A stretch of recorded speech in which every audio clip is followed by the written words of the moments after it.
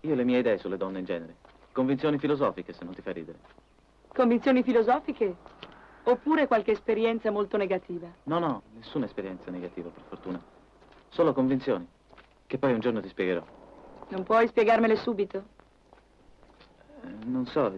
Lo so da dove hai preso queste teorie. Da Otto Weininger. Lo so anch'io cosa dice. La donna è solo un'entità biologica, incapace di pensieri superiori perché troppo occupata dalla sua sessualità.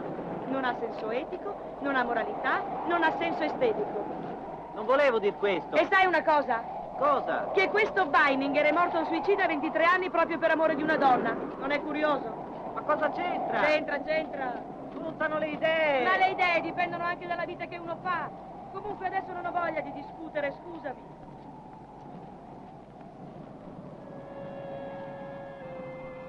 Lo sai che da piccola mi rifiutavo di camminare? Davvero? Ah, non mi meraviglio. Mi buttavo per terra. Dovevano tirarmi su di peso, ero dispettosa.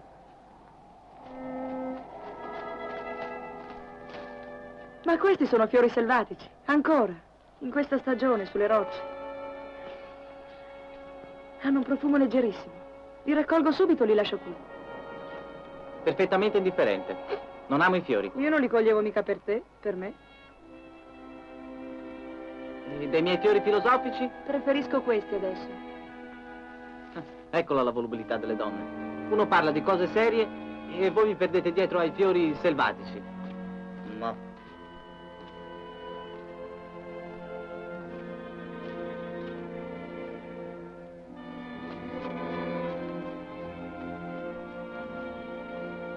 Che bello qui! Ma dove siamo?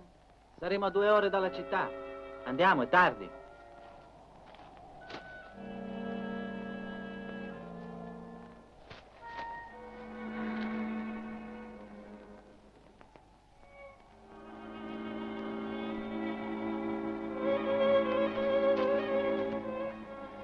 Il profumo della terra, che bellezza.